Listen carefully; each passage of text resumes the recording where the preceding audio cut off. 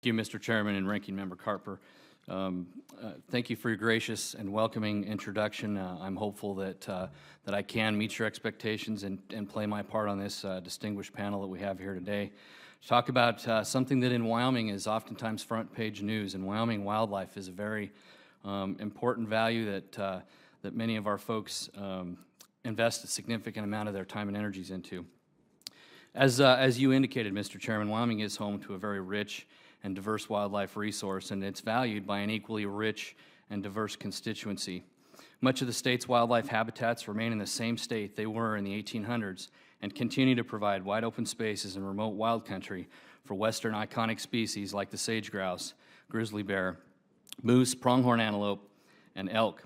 The management, abundance, and quality of these resources are deeply intertwined and work symbiotically with multiple components of the state's economy, including agriculture, tourism, and mineral extraction.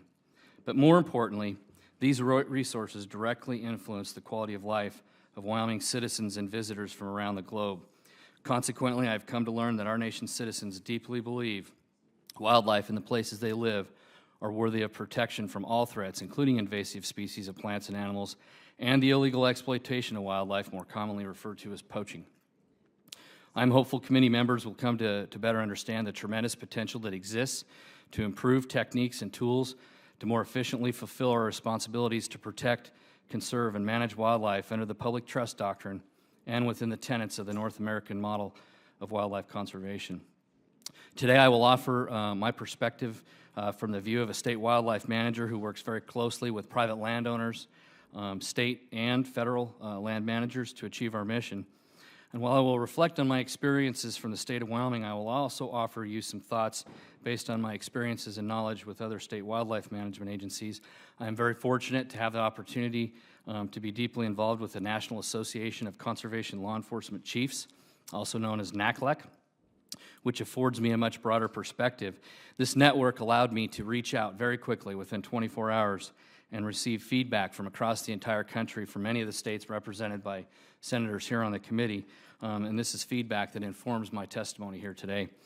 There are three particular areas of wildlife law enforcement and management innovations where I believe the future opportunities exceed those that have occurred in the past. Firstly, I think you'll hear more about this on the panel today because this is such an important capability, and that is the use of unmanned aerial vehicles, or UAVs.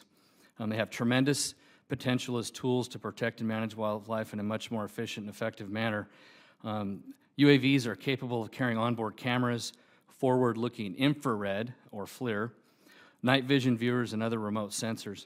A key benefit to the use of these platforms is the ability to fly them with significantly less power and without placing people on board. UAVs with greater innovation and improvements in their technology could provide conservation law enforcement officers a much better capability to conduct flights that would otherwise be possible in manned aircraft, but without having to place people in harm's way.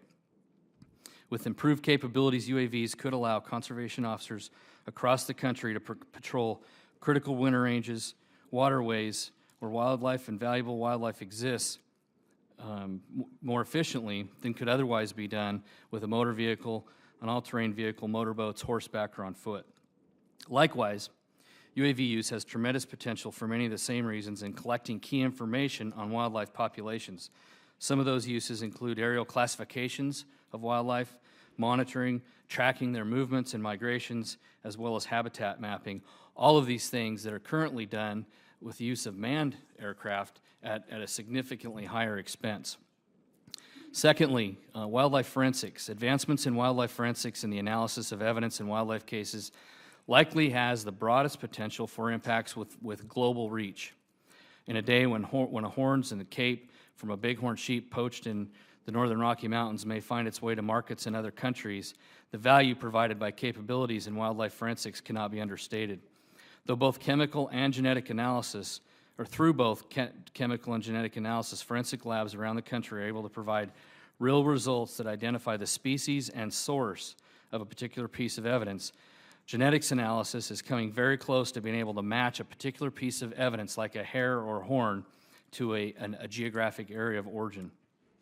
And lastly, looking forward, at the FLIR technology that I mentioned earlier, and thermal imaging, they also provide significant potential for new ways to collect information on wildlife populations. You can reference photos and maps, images in my written testimony, and gain some understanding of these tremendous potentials that exist to sample wildlife. There are other things that I think are important but may not rise quite to the same priority. Those things such as GPS tracking devices, still cameras to monitor wildlife movements in remote areas, and computer forensics to analyze suspect personal computers in wildlife cases are all important, but this FLIR technology, I believe, probably has a greater priority.